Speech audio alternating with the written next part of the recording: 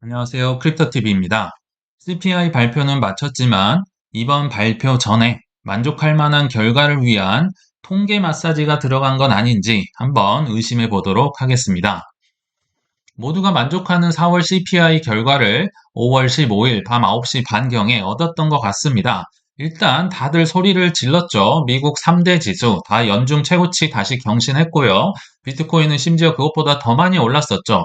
근데 저의 궁금증은 이게 해낸 건지 맞춰낸 건지 약간 헷갈려서 저는 맞춘 거에 약간 의심을 가지고 이번 영상을 찍게 됐습니다. 자, 4월 미국 CPI 전년비 3.4% 상승하면서 예상치에 정확히 부합을 했고요. 더 정확히 가보면 전월 대비해서는 0.3% 상승했는데 예상치인 0.4보다 덜 하지도 않고 더 하지도 않고 정말 약간 더 잡히면서 지금 물가가 잡히고 있다는 뉘앙스나 통계를 우리에게 제시를 했었죠. 이 0.3을 더 정확히 해부를 해보면 0.29% 상승했거든요. 전월 대비해서. 야, 이거 너무 절묘한 거 아닌가? 맞춘 건 아닌가? 그래서 제가 그 근거를 몇 가지 소개를 해드려 보겠습니다. 그 중에 하나가 이번 4월 CPI 지표부터 커피라는 항목이 쏠랑 빠져버립니다. 자, 마지막 업데이트 3월을 마지막으로 해서 커피가 나갔는데요. 사실 아메리카노라는 단어 자체가 미국인을 상징하는 이탈리아인들이 말했던 단어였잖아요. 세계 2차 대전 때 미군이 이탈리아에 넘어가서 주둔을 하면서 그들의 에스프레소 써서 먹을 수가 없으니까 그거를 물에 타서 먹는 걸 보고 이탈리아인들이 아메리카노다 이렇게 얘기를 한 거라고 하는데요. 이렇게 많이 먹는 커피를 자, 이번 4월부터 이거 빼버려라. 기호식품이니까 뭐 이렇게 얘기를 하는데요. 사실 이것도 추정입니다. 기사 자체가 전혀 나오지 않았어요. 그냥 뭐 노동부 홈페이지 잠깐 떴다가 뭐 사라졌다가 뭐 이런 식이어서 아름아름 알게 됐던 사실이었죠. 그러나 그 이유는 정확히는 작년 9월부터 커피값이 무려 78%나 올랐기 때문에 쏙 뺀 게 아닌가 이런 저는 의심을 하고 있습니다. 또 통계를 작성해 보신 분들은 아마 많이 공감을 하실 텐데요. 대부분 답은 대략 정해놓고 시작을 합니다. 답은 결과치는 정해놓고 이것저것 데이터를 취합하다가 원하는 결과가 나오지 않는다면 이것저것 하나씩 빼보죠. 그러다가 이제 툭 튀어나온 저것만 빼면 좋을 것 같은데 그러면 이제 원하는 결과가 나오죠. 그 중에 하나 툭 튀어나왔던 게 커피가 아니었을까 강력한 이제 의심이 돼서 첫 번째로 제가 소개를 해드렸고요. 자, 두 번째입니다. 이것도 우연인지 아니면 바이든의 급한 마음이 선반영된 게 아닌지. 자, 5월 16일 아침에요. 미국 노동부가 실수를 했다고 합니다. 4월 CPI 발표를 실수로 원래 밤 9시 반에 공표를 해야 되는데요. 한국 시간으로 30분 일찍 공표를 했다. 그래서 경위를 조사 중이라고 하는데요.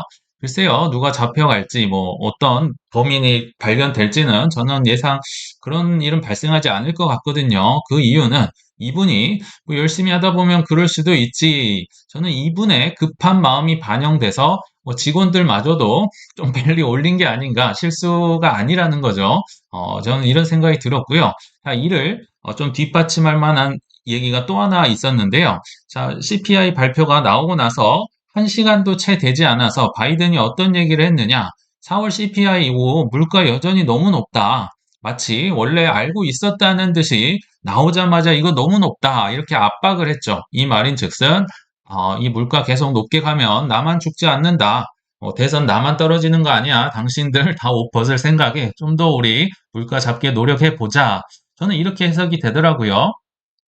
자, 또 하나 마지막으로 특별 부록이자 좀 상식을 위해서 제가 이번 편을 준비를 해봤습니다. 반대의 꼼수. 아까 그거는 물가를 낮추기 위해서 좀 노력을 했다면 지금은 반대로 발목을 잡고 있는 꼼수라고 생각이 드는데요. 하나 퀴즈를 내보겠습니다. CPI에서 가장 많은 비중을 차지하고 있으며 제롬 파월도 이 높은 땡땡땡땡땡 이게 수수께끼다. 이거 꺾일 때가 됐는데 왜 이게 안 꺾이지? 미스테리인데 이렇게 얘기를 했던 항목이 무엇일까요? 자, 퀴즈의 정답은 바로 주택 임대료에 있습니다.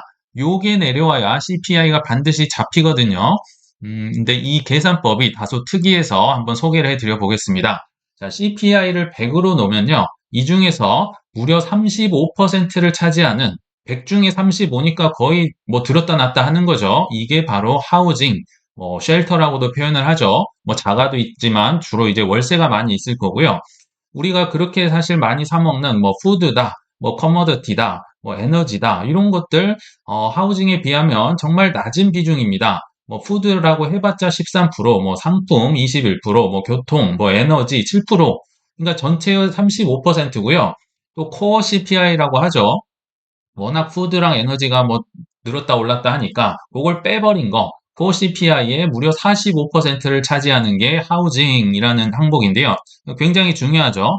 그러니까 집값이 이제 전체의 35% 정도를 차지하는데 그 중에서도 이 35% 중에서도 74%를 차지하는 이 OER이라는 항목이 있습니다. 제가 직접 노동부 미국 홈페이지를 가서 찾아보니까요. 사실 이때보다 더 높았죠. 작년 이제 12월인데요. 36%를 차지했었습니다. 100에서 36이니까 어마어마한 비중이고 그 중에서 36 중에 27, 28%를 여기 OER이라고 해서요. 뭐 오너의 뭐 동등 렌트 비용이다. 뭐 이런 식으로 나오거든요. 이게 도대체 뭔데 이렇게 많이 차지하지? 반대로 하면요. 여기 7%, 1% 요거는 그냥 일반 렌트 비용이다. 요거는 소유자에게 물어봤다는 거죠. 근데 저는 뭐 소유자들이 뭐 이자 비용 낸 거 아닌가 이렇게 생각하고 과거에는 넘어갔었는데 그게 아니었습니다. 굉장히 재밌더라고요. 공부를 저도 이번 기회에 더 하게 됐습니다. 자, 이 OER이라는 지표는요, 21년도에는 굉장히 도움이 됐던 겁니다. 인플레는 일시적이라고 하면서 제롬 파월이 써먹던 그 후행 지표, 그게 바로 OER이거든요. 지금은 발목을 잡고 있지만, 자, 이 차트를 가져왔는데 이해를 위해서 일단 OER에 대해서 먼저 얘기를 드리면요. 오너니까 소유자한테 물어보긴 물어보는데 뭘 물어보느냐? 당신 집이 어, 지금 임대를 놓는다면 월세로 얼마 받을래? 그러니까 실제로는 이루어지지 않은 겁니다. 이 소유자의 기대를 반영해서 렌트비를 이 정도로 하겠습니다. 사실이 아니고 어찌 보면 가짜인 거죠. 근데 지금 상황에서 한번 생각을 해보세요. 이렇게 물가가 높고 모기지 금리가 높고 뭐 운영하는 비용, 뭐 수리해주고 이런 비용이 다 있기 때문에 이거를 싸게 내놓을까요? 비싸게 내놓을까요? 당연히 현재보다 훨씬 높게 렌트비를 부르지 않을까 생각이 드는데요. 자, 그럼 이 차트로 돌아와서 이 까만 게 OER입니다. 실제로는 이루어지지 않았지만 소유자들에게 물어보는 거죠. 자, 21년도에는 이게 좋았어요. 패드 입장에서 좋았습니다. 왜냐면요. 21년도 이 핑크색과 노란색이 뭐냐면요. 핑크색은 진로우 인덱스라고 해서 한국어로 하면 KB, 뭐 부동산에서 발표하는 그 지표입니다. 부동산 업체 이름이고요. 자, 이 노란색은 그냥 새로운 테넌트, 임차인들이 실제로 그 거래가 됐던 걸 가지고 얘기를 하는 겁니다. 그러니까 21년도에는요, 이렇게 집값이 급격하게 막 올라가고 있는데요. 이 소유자들은 자기 집 뭐 내놓지도 않았고 반영도 되지 않았으니까 우리 집은 별로 안 올랐는데 안 올랐는데 이렇게 가는 거죠. 그러니까 이게 반영이 안 되니까. 근데 실제로 이게 전체 CPI에 아까 보셨지만 뭐 30%뭐 이렇게 차지하는 겁니다. 그러니까 물가가 뭐 잡히지 않았다. 아직 괜찮다고 하는 거죠. 그러다가 반대로 이제 최근으로 와보니까 물가 그 주택 임대료가요 정말 바닥으로 땅으로 꺼질 듯이 내려갔습니다. 이미 임차료는 바닥을 찍고 있는데도 불구하고 이 소유자는 아까 말씀드렸죠. 지금 뭐 모기지 금리가 얼마인데 뭐 7%, 8%에 뭐 이것저것 수리해야 되니까 이 정도 아니면 안 내놓을게. 지금 이게 물가 지표로 반영이 엄청나게 되고 있다는 겁니다. 실제로 이제 24년 5월 15일 기준으로는요, 요게 32%로 더 줄었습니다. 아까 36%였다가 CPI 전체에서 34%였다가 32%. 왜 줄어들고 있는지 아시겠죠? 요거를 10에서 100에서 이제 줄여버려야지 물가가 잡힌다고 나타나는 거죠. 게다가 이제 그 소유자에게 물어보는 게 아직도 24%, 그리고 진짜 이제 임차인들의 비용은 8%밖에 반영이 안 된다. 제가 예상컨대 앞으로 이 CPI에서 주택 비중, 하우징의 비중이 더 축소되는 마법을 볼 수 있지 않을까. 저는 이런 생각이 들었습니다. 여러분들 생각은 어떠실지 모르겠어요. 그러나 미국보다 사실 더 급한 건 중국이죠. 이것도 하나 가져와 봤는데요. 중국, 뭐 제가 볼 땐 전쟁 아니면 자산 토큰화로 파는 거 외에는 이 부동산을, 이 경기 침체를 해결할 답이 없는 것 같습니다. 그렇다고 해서 돈을 찍어내면 뭐 기축통화도 아니니까 인플레가 많이 발생하겠죠. 그러나 답이 없습니다. 그래서 5월 13일자 기준으로 역시 대규모 경기 부양을 위한 1조 위안 초장기채 발행, 아마 뉴스 보셨을 겁니다. 189조 원을 이달부터 지금 계속 찍어내고 있습니다. 11월까지 순차적으로 뭐 20년짜리, 30년짜리, 50년짜리. 중국도 뭐 가만히 있을 수가 없죠. 그리고 5월 15일자에도 이런 기사가 나왔었죠. 중국 정부 부동산 활성화 위해 미분양 주택 수백만 채 매입을 검토하겠다. 지방 정부랑 국영 기업들 시켜서 야 이것들 좀 사봐 어떻게 해봐 뭐 이런 식으로 해서 이 카드를 만지작거리고 있다. 왜냐하면 뭐 주택 매매 47% 급감 답이 없기 때문에 그렇습니다. 그러니까 사실 뭐 미국도 그렇고 중국도 그렇고 일본도 그렇고 연말로 갈수록 유동성이 더 풀면 풀렸지 걷어들일 리는 좀 쉽지 않다. 이런 생각이 저는 강하게 들어서 결과는 정해져 있다. 이런 생각이 들었고요. 자, 이번 오랜만에 한번 다시 소개해 보겠습니다. CPI 결과 덕에 조금 오르니까 다시 한번 해째 아저씨, 사실 전설의 트레이더인데요.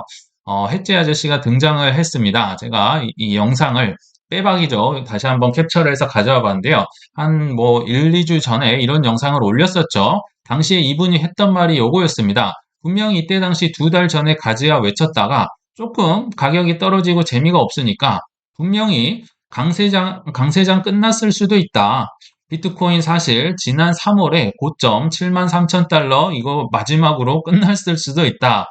뭐 분석가니까 뭐 전설의 트레이더니까 자기만의 이제 계산하는 방식이 있었겠죠. 그래서 저점 대비 저점이 15,473달러, 이번 사이클 저점 대비 4.5배를 곱하면 약 72,000불 정도 나오는 게 요게 3월 달과 일치한다. 그래서 끝났을 수 있다. 이런 얘기를 분명히 했었는데요.